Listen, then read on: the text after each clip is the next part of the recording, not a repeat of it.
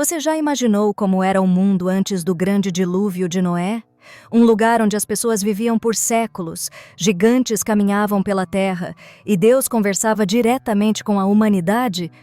Pois é, meus amigos, hoje vamos mergulhar fundo nesse fascinante período da história que muitos desconhecem.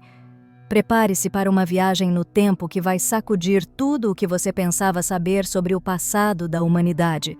Vamos explorar um mundo de maravilhas e mistérios, onde a realidade supera a ficção. E atenção, cada segundo deste vídeo está recheado de informações surpreendentes que vão deixar sua mente explodindo. Garanto que, ao final, você vai olhar para o nosso mundo atual com outros olhos. Antes de começarmos, preciso da sua ajuda. Se você está pronto para desvendar os segredos do mundo antediluviano, deixe já seu like neste vídeo. Isso ajuda muito a espalhar esse conhecimento para mais pessoas. E não se esqueça de se inscrever no canal. Assim, você não perde nenhum dos nossos próximos vídeos cheios de revelações históricas e bíblicas. E sem mais, vamos direto ao vídeo. Vocês conseguem imaginar viver por centenas de anos? Pois é exatamente isso que a palavra de Deus nos revela sobre os patriarcas que viveram naquela época. Vamos examinar alguns exemplos impressionantes que a Bíblia nos traz. Comecemos com Adão, o primeiro homem criado pelas mãos do próprio Deus. A Bíblia nos diz que Adão viveu por 930 anos. Imaginem só a quantidade de conhecimento e experiência que ele acumulou nesse tempo. Ele viu seus filhos, netos, bisnetos e muitas outras gerações crescerem. O filho de Adão, Sete, não ficou muito atrás. As Escrituras nos revelam que ele viveu por 912 anos. É como se alguém nascido na época do rei Davi ainda estivesse vivo hoje para nos contar sobre aqueles tempos gloriosos. Mas, meus amados, preparem-se para o mais surpreendente de todos. Matusalém, o avô de Noé, alcançou a idade mais avançada registrada na Bíblia, 969 anos. E não podemos nos esquecer de Noé, o homem escolhido por Deus para construir a arca. Ele viveu por 950 anos, testemunhando o mundo tanto antes quanto depois do grande dilúvio. Agora vocês devem estar se perguntando, como era possível viver por tanto tempo? Bem, meus queridos, a Bíblia não nos dá uma explicação direta, mas muitos estudiosos das Escrituras têm uma teoria incrível. Acredita-se que antes do dilúvio, a Terra era envolta por uma camada de vapor de água na atmosfera. Essa camada funcionaria como um escudo protetor, filtrando a radiação solar nociva e criando um ambiente perfeito para a vida prosperar. Assim como o mundo pré-diluviano era protegido por uma camada de vapor, você precisa de uma blindagem espiritual agora. O inimigo está atacando famílias cristãs como nunca antes. Você está preparado? No comentário fixado, encontre o link para o Manual de Sobrevivência Cristã, sua arca espiritual para hoje. Aprenda a usar a armadura de Deus contra as ameaças modernas. Mas atenção! Acesso limitado. Baixe já antes que saia do ar. Imaginem um mundo onde o clima era perfeitamente equilibrado em todos os lugares. Não havia desertos escaldantes nem regiões polares congeladas. Era como se toda a Terra fosse um imenso jardim do Éden, proporcionando as condições ideais para que plantas, animais e seres humanos vivessem por muito mais tempo. Essa camada de vapor também poderia ter aumentado a pressão atmosférica e os níveis de oxigênio, contribuindo para uma saúde excepcional e processos de cura mais eficientes no corpo humano. Glória a Deus pela sua criação perfeita. Além disso, os genes humanos provavelmente estavam mais próximos de sua forma original e perfeita como criados por Deus. Ao longo do tempo, o pecado trouxe a degradação, reduzindo gradualmente a longevidade humana. Meus amados irmãos, é maravilhoso pensar que nossos ancestrais viveram em um mundo tão diferente do nosso. Um mundo onde o tempo fluía mais lentamente, onde as gerações conviviam por séculos e onde o acúmulo de sabedoria era vastamente superior ao que podemos imaginar hoje. Esta longevidade extraordinária nos faz refletir sobre a grandeza do plano original de Deus para a humanidade. A interação entre o divino e o humano antes do dilúvio era algo extraordinário, muito diferente do que vivenciamos hoje. Naquela época, Deus se comunicava diretamente com algumas pessoas, estabelecendo uma conexão íntima e pessoal que nos é difícil imaginar. Adão e Eva, nossos primeiros pais, caminhavam e conversavam com Deus no Jardim do Éden. Podemos apenas imaginar a maravilha de ouvir a voz do Criador ecoando entre as árvores do paraíso. Mesmo após a queda, Deus continuou a se comunicar com a humanidade. Ele falou com Caim, advertindo-o sobre o pecado que se agitava em seu coração. Mais tarde, questionou-o sobre o paradeiro de Abel, demonstrando que, mesmo em face do pecado, Deus não abandonou sua criação. Enoque, o sétimo depois de Adão, andou com Deus. Esta frase simples nos revela uma profunda verdade. Era possível para o ser humano viver em comunhão constante com o divino. Enoque viveu tão perto de Deus que, no fim, Deus o tomou para si, uma prefiguração da ascensão de Cristo e da promessa de vida eterna para os fiéis. E, claro, não podemos esquecer de Noé. Deus falou diretamente com ele, dando-lhe instruções detalhadas para a construção da arca. Imagine receber plantas arquitetônicas do próprio arquiteto do universo. Esta comunicação direta não apenas salvou Noé e sua família, mas preservou a vida na terra conforme a conhecemos. Mas nem tudo era luz naqueles tempos. A Bíblia nos fala de um evento misterioso e perturbador, a união entre os filhos de Deus e as filhas dos homens. Quem eram esses filhos de Deus? Alguns estudiosos acreditam que eram anjos caídos, outros pensam que eram homens piedosos da linhagem de Sete. As filhas dos homens, por sua vez, eram provavelmente mulheres que não seguiam os caminhos de Deus. Desta união proibida nasceram os Nefilins, descritos como homens de renome e frequentemente interpretados como gigantes. Estes seres extraordinários parecem ter contribuído para o aumento da violência e da corrupção na Terra. Sua mera existência nos faz refletir sobre os perigos de misturar o que é santo com o que é profano. É fascinante pensar que, naquela época, o véu entre o mundo espiritual e o físico era mais tênue. A realidade espiritual não era uma questão de fé abstrata, mas uma experiência cotidiana para muitos. No entanto, esta proximidade com o divino não garantiu a retidão da humanidade. Pelo contrário, parece ter aumentado a responsabilidade moral das pessoas. À medida que a maldade crescia na terra, o coração de Deus se entristecia. A intimidade que ele desejava ter com sua criação estava sendo rejeitada e distorcida. O livre-arbítrio, dom precioso concedido por Deus, estava sendo usado para promover o pecado em vez da santidade. Esta época de intensa interação entre o divino e o humano nos ensina lições valiosas. Nos mostra que a proximidade com Deus é um privilégio que traz consigo grande responsabilidade. Nos lembra que, mesmo tendo acesso direto a Deus, o ser humano ainda pode escolher o caminho do pecado. E, acima de tudo, nos faz valorizar a graça de Deus, que, mesmo diante da corrupção generalizada, encontrou em Noé um homem justo e, através dele, preservou a humanidade. Irmãos e irmãs, para entendermos verdadeiramente o mundo antes do dilúvio, precisamos voltar ainda mais no tempo e examinar a origem do mal. Esta história começa não na terra, mas nos céus, e nos revela como o pecado entrou em nosso mundo. Tudo começou com Lúcifer, o mais belo e poderoso dos anjos criados por Deus. Seu nome significa portador da luz, e ele era perfeito em sabedoria e beleza, mas o orgulho encontrou morada em seu coração. Lúcifer não se contentou com sua posição exaltada. Ele desejou ser igual ao Altíssimo. O profeta Isaías nos dá um vislumbre deste momento fatídico. Como caíste do céu, ó estrela da manhã, filho da alva. Como foste lançado por terra, tu que debilitavas as nações. Tu dizias no teu coração, eu subirei ao céu.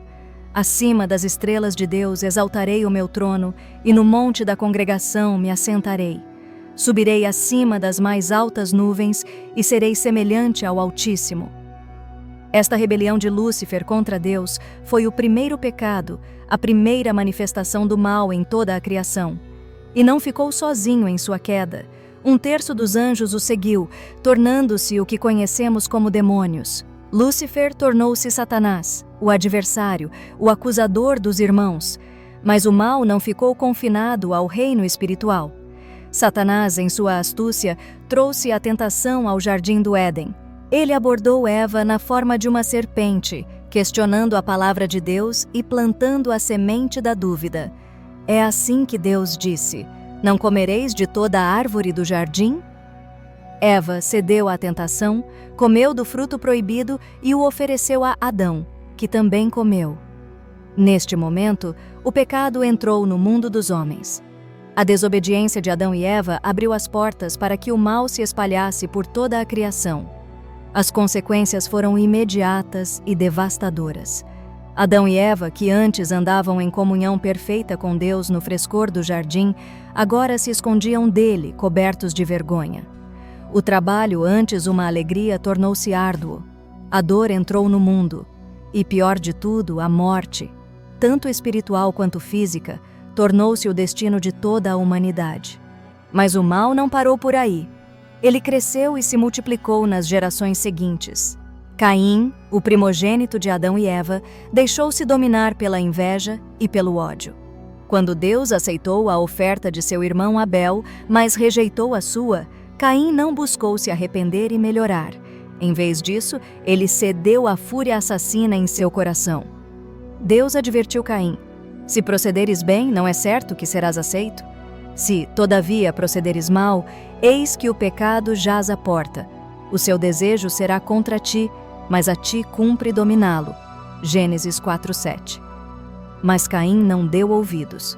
Ele atraiu Abel para o campo e o matou, derramando pela primeira vez o sangue de um irmão. Este primeiro assassinato foi um ponto de virada. A violência que começou no coração de Satanás agora se manifestava abertamente entre os homens. O mal que entrou no mundo através da desobediência de Adão e Eva agora se espalhava como uma praga, corrompendo cada aspecto da sociedade humana. À medida que as gerações passavam, a maldade só aumentava. Os descendentes de Caim desenvolveram cidades, artes e tecnologias, mas sem Deus. Eles viviam apenas para si mesmos, seus desejos e ambições. A linhagem de Sete, por outro lado, buscava manter a fé no Criador, mas mesmo entre eles a corrupção se infiltrava.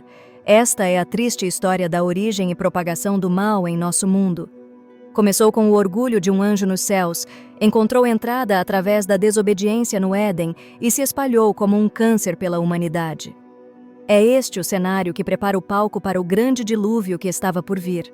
Após a queda de Adão e Eva, o pecado se espalhou rapidamente pela terra. As gerações seguintes testemunharam um declínio moral cada vez mais acentuado. O Senhor observou que a maldade do homem havia se multiplicado e que toda a imaginação dos pensamentos de seu coração era continuamente má. Esta maldade se manifestava de diversas formas. Violência desenfreada. A terra estava repleta de brutalidade. O assassinato iniciado com Caim tornou-se comum. Imoralidade sexual. As uniões entre os filhos de Deus e as filhas dos homens eram apenas um aspecto de uma depravação generalizada. Idolatria. As pessoas escolheram adorar deuses falsos, criando ídolos que permitiam seu comportamento pecaminoso. Injustiça social.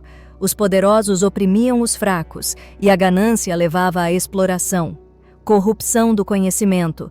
O avanço tecnológico era frequentemente usado para fins malignos.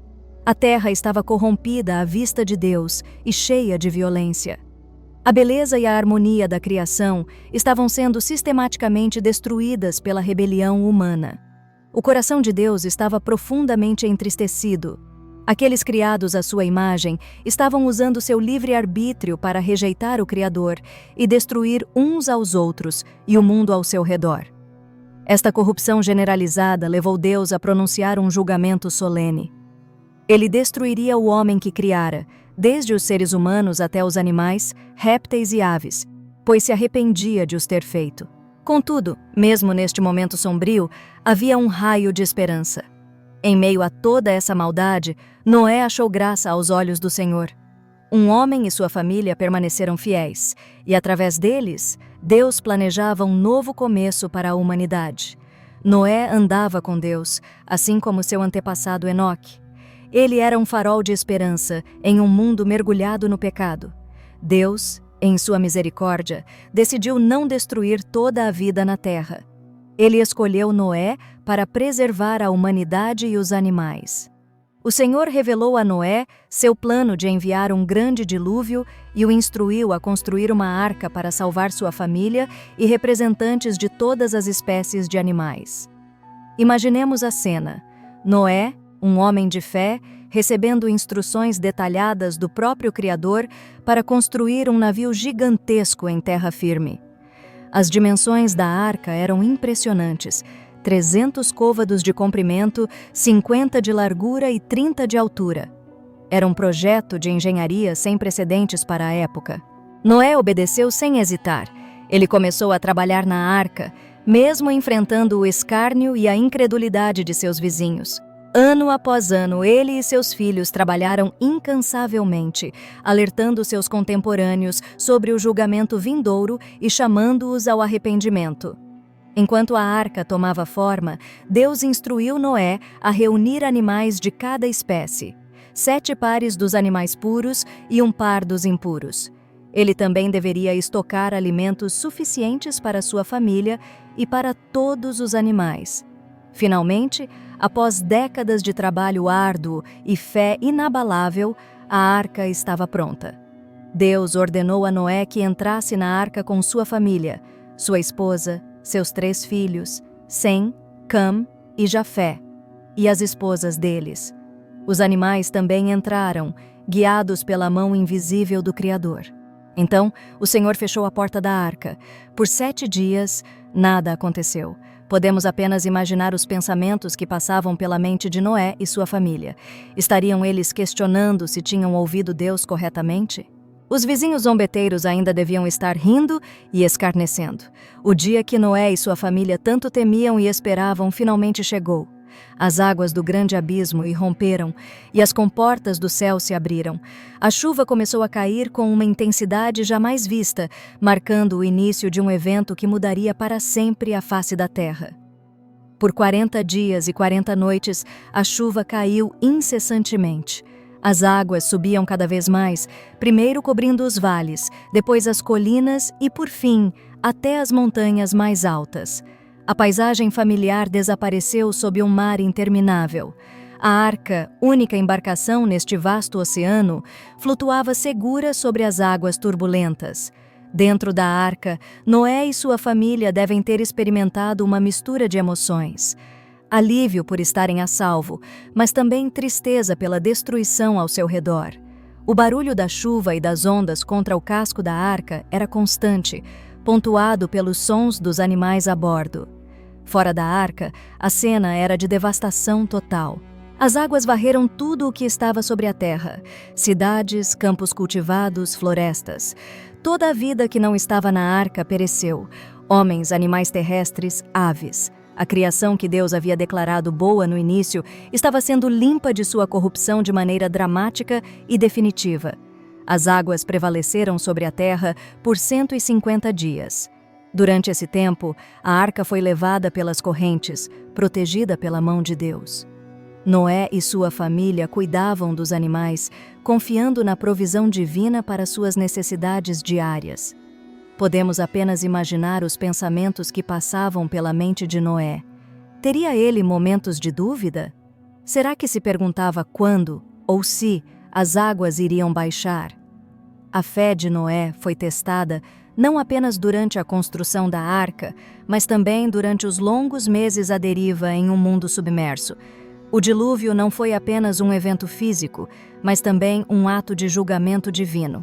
Representou o fim de uma era de maldade desenfreada e o início de uma nova chance para a humanidade. As águas do dilúvio lavaram a terra de sua corrupção, preparando-a para um novo começo. Este evento cataclísmico deixou marcas permanentes em nosso planeta. Muitos estudiosos acreditam que o dilúvio foi responsável por mudanças geológicas significativas, formando características da paisagem que vemos hoje. Refletindo sobre essa história, somos desafiados a examinar nossas próprias vidas. Em um mundo que muitas vezes parece estar se afastando de Deus, Como podemos, como Noé, manter nossa integridade e fé? Como podemos ser um farol de esperança e retidão em nossa geração? Esta história também nos lembra da importância de estar vigilantes e preparados. Assim como as pessoas nos dias de Noé estavam despreparadas para o dilúvio, nós também devemos estar prontos para o retorno de Cristo, vivendo cada dia com propósito e em obediência a Deus. Por fim, a história do mundo antes do dilúvio nos ensina sobre o caráter imutável de Deus, sua justiça, sua misericórdia, sua fidelidade. Nos momentos mais sombrios da história humana, Deus sempre manteve um plano de redenção. Antes de encerrarmos, não esqueça que no comentário fixado você encontrará o link para o Manual de Sobrevivência Cristã. Este guia essencial ensina como usar a armadura de Deus para proteger sua fé e família nestes tempos turbulentos. O acesso está disponível por tempo limitado. E se este vídeo foi uma bênção, não se esqueça de curtir e se inscrever no canal para mais conteúdo que fortalecerá sua jornada cristã. Que Deus os abençoe e os mantenha firmes na fé.